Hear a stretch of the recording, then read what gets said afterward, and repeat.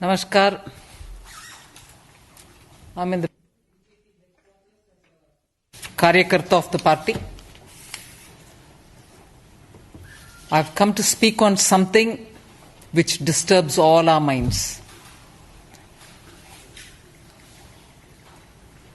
The rape in Hoshiarpur,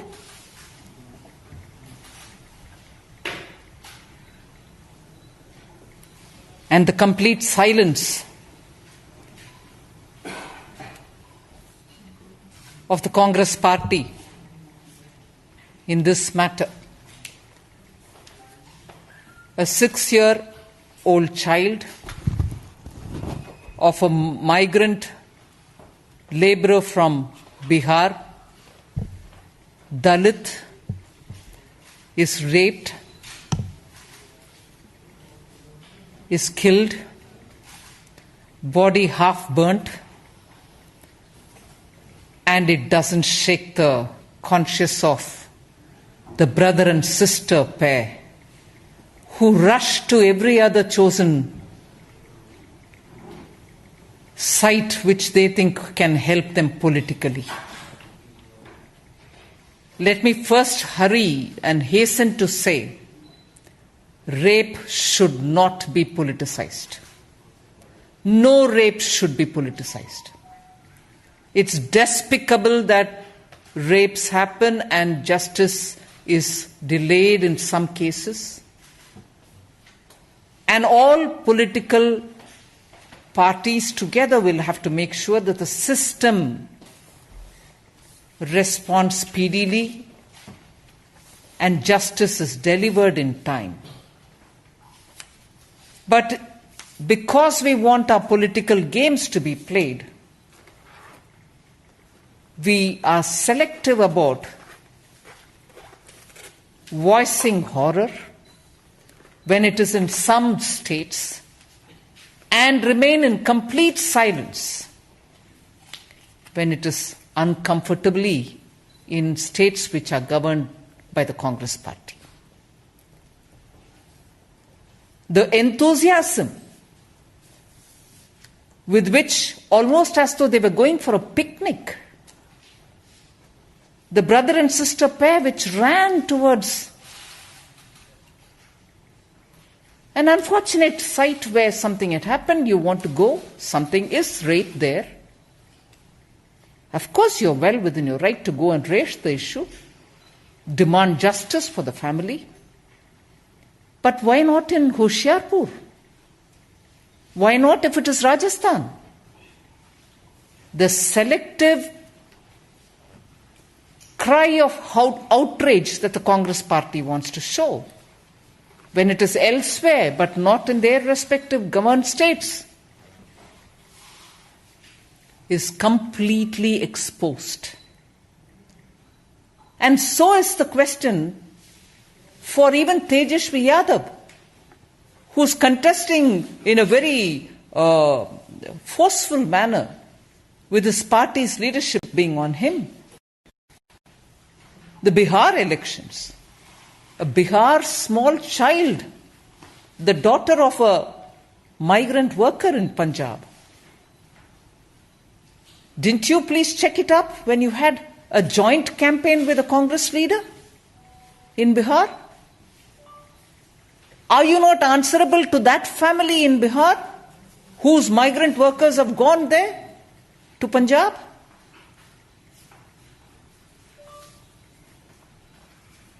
And of course, it doesn't help to say that when I was just looking at the details, there are allegations, at least there were allegations in 2008 against the brothers of the RJD in Delhi for eve teasing and, allegations of misbehavior with women.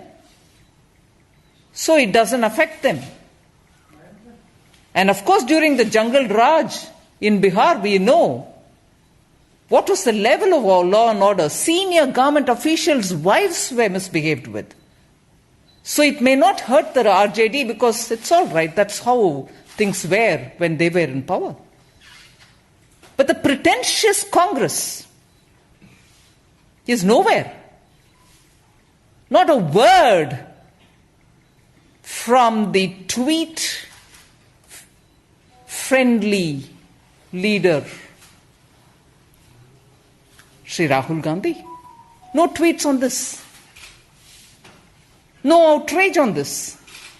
And no picnic on this. Congress party should stand up and answer. A woman, a lady, heads their party. Does this kind of selective outrage suit the stature of their party? I wish the Congress party comes out to answer.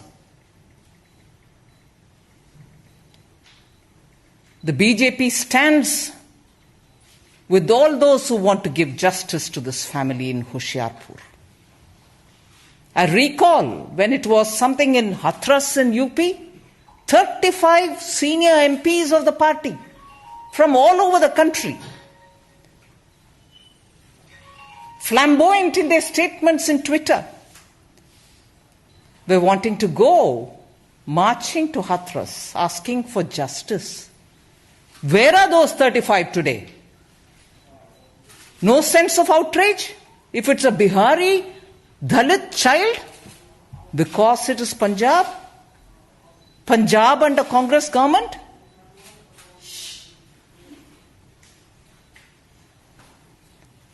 The BJP will stand for justice, and I'm happy one of our senior leaders took up the responsibility. Sampla ji had gone to the place, and BJP will ensure justice is done to this family and in time. Thank you. Do you want to do it in Hindi in case? No, in case you want to say it in Hindi. Hey. हाँ? नहीं ठीक है, मगर मेरा हिंदी तो इतना खराब है जी, मैं बोलना हाँ सर, मैं प्रयत्न कर रही हूं मेरे हिंदी में। होशियारपुर में 6 साल की एक नन्ही लड़की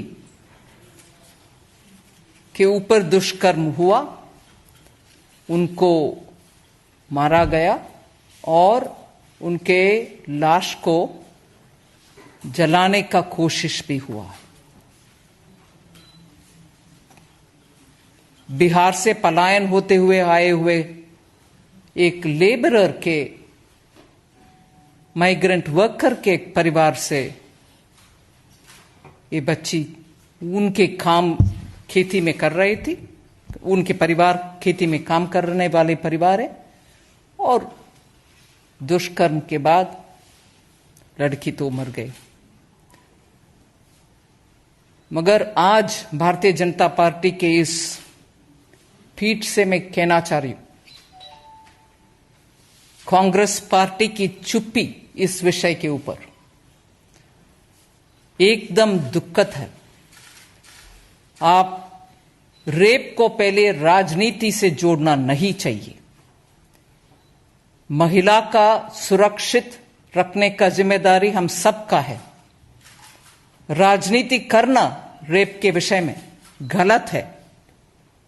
मैं आज कांग्रेस पार्टी से पूछना चाहती हूं, क्या जहां आपके सरकार नहीं है वहां अगर रेप होता है, उसके खिलाफ आप भाई बहन गाड़ी में बैठते हुए हंसी मजाक करते हुए पिकनिक में जाने जैसे आप प्रोटेस्ट करने के लिए जाएंगे?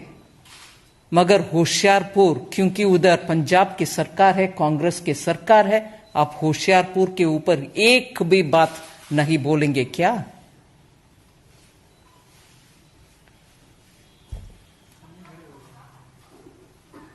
हर विषय में ट्वीट करने के लिए कूद पड़ने वाले राहुल गांधी जी, इसके ऊपर एक भी ट्वीट नहीं किया अब तक। 3 दिन, शायद 2.5 दिन हो गए। और कल बिहार में तेजस्वी यादव के साथ आप भी कैंपेन में गए थे। क्यों? आरजेडी के नेता तेजस्वी यादव राहुल गांधी जी से नहीं पूछा कि बिहार की एक सुपुत्री उधर पंजाब में जहां कांग्रेस की सरकार है वहां ये दुष्कर्म हुआ, उसके बारे में क्यों राहुल गांधी जी और तेजस्वी उधर से चुनाव के संबंधित संबोधन करते हुए इसके बारे में बोल नहीं सकते थे? राजस्थान में या कहीं और जहां कांग्रेस की सरकार है वहां अगर एक ऐसे दुष्कर्म होता है वो उनको दिखाई नहीं देता। उनके राजनीतिक रोटी सेंकने के लिए बीजेपी के सरकार जहां है वहां ढूंढ ढूंढ कर जाने वाले 35 कांग्रेस के एमपी, वरिष्ठ एमपी गण पूरे देश में से इकट्ठा होकर के गए हाथरस के ओर।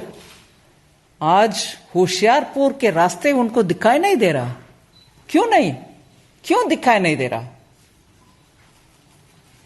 कांग्रेस पार्टी अस्तित्व कंप्लीटली खो चुके हैं उनके।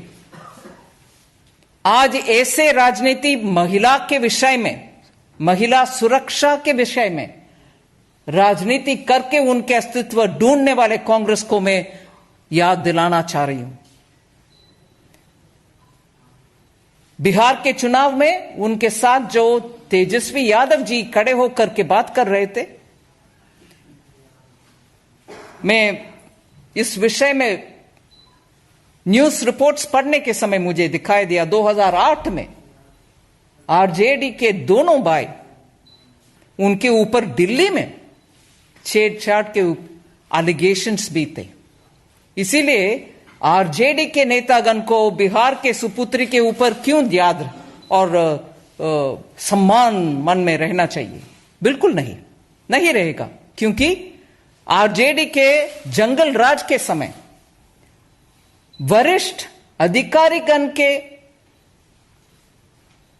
श्रीमती, वाइव्स ऑफ ऑफिसर्स, उनके भी बहुत सारे ऐसे दुष्कर्म का रिपोर्ट्स मीडिया में है। इसीलिए कांग्रेस पार्टी भी, आरजेडी भी आज बिहार के चुनाव में खड़े होकर के इस विषय को छेड़ना उनसे नहीं होगा। मैं इस संदर्भ में आपके सामने, आपके द्वारा ये कहना चाह रही हूं कि बीजेपी बिल्कुल इस परिवार को न्याय दिलाने के लिए उनके साथ खड़े होकर के लड़ेंगे और उनको समय पर न्याय दिलवाएंगे। राइट। धन्यवाद।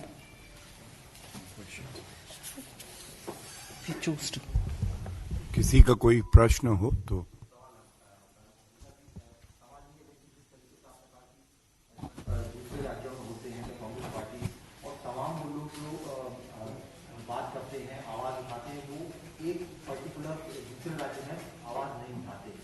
ऐसा ही एक और विषय है जो अभिव्यक्ति की आजादी की बात करते थे। रिपब्लिक मीडिया नेटवर्क में 1000 पत्रकारों पर एफआईआर दर्ज हुई, कोई नहीं बोल रहा है।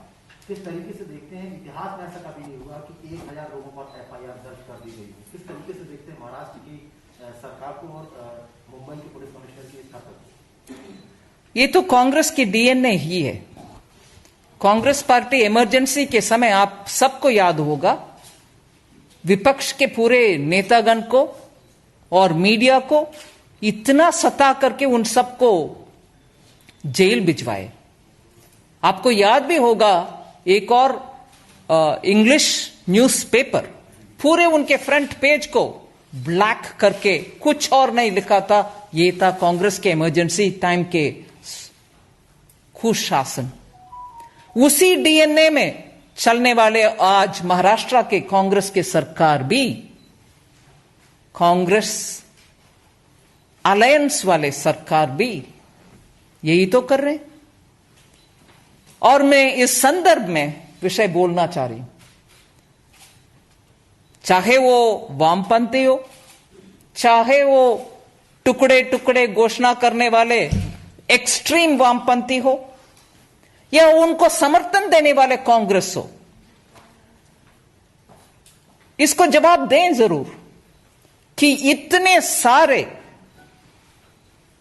अपशब्द माननीय प्रधानमंत्री जी के ऊपर बोलते आए हैं, माननीय गृह मंत्री जी के खिलाफ बोलते आए हैं, कहीं एक के खिलाफ कुछ एक्शन हुआ है क्या? नहीं। मगर उधर आप ही बोल रहे मीडिया से 1000 लोग तक अरेस्ट करके बैठे हैं महाराष्ट्र में कांग्रेस के अलायंस वाले सरकार। मगर पूरी दुनिया में ये नेटवर्क जो चलती है वामपंथी और कांग्रेस का, भारत में फ्रीडम ऑफ एक्सप्रेशन के ऊपर बहुत दबाव है, क्योंकि इस सरकार एक बार जरा सच्चाई तो बाहर आए कि कौन सी सरकार के समय फ्रीडम ऑफ एक्सप्रेशन इतना दबाव में है। इमरजेंसी जैसे अभी जहां कांग्रेस के कुशासन है महाराष्ट्र, वहां हुआ रहा, ना कि कहीं और। मगर कंपैरिजन करते हैं, वो फ्रीडम ऑफ एक्सप्रेशन आज दिक्कत में है। कोई हमारे बीजेपी के सरकार जहां है वहां दिक्कत में कोई नहीं है। दिक्कत है तो कांग्रेस चलाने वाले सरकार जहां भी है वहां है दिक्कत। एक दूसरा इंसिडेंट भी आप शायद मुझे करेक्ट करिए, मैं गलत बोल रहा हूं तो, छत्तीसगढ़ में हुआ एक जर्नलिस्ट कम पिटाई। मीडिया के भाई बहन जरा इसके ऊपर सोच ले, कांग्रेस के डीएनए किस हद तक जा सकते हैं फ्रीडम ऑफ एक्सप्रेशन को दबाने के लिए। और उनके पूरे कैंपेन का सर्किट, पूरे सर्किट, दुनिया भर के सर्किट लिखते हैं, इतने पन्ने लिखते हैं कि फ्रीडम ऑफ एक्सप्रेशन खतरे में है। खतरे में कहां है? जहां कांग्रेस के सरकार है वहां।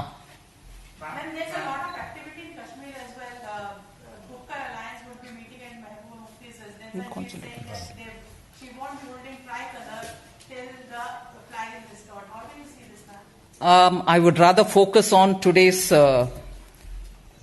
Hoshiarpur incident. And there will always be a time when I can come and meet up. Just one by one, please. And one request, if you have any question on the issue that has been covered by Nirmala ji today, that would be appreciated. One is more clarification, ma'am. When you speak about two brothers of RJD, basically you are referring to Tejaswi Yadav and Mukesh Pratapi. Sorry? When you speak about allegations against RJD, two brothers. Yes, I've seen it in the media. So you are referring to Tejaswi Yadav and Mukesh Pratapi. That's right. That is the media report which I have here, which is 2nd January 2008. And this is from the Telegraph newspaper. Anyone else? The manifesto announcement of the COVID vaccine has seen a lot of criticism. You make that announcement, you clarify.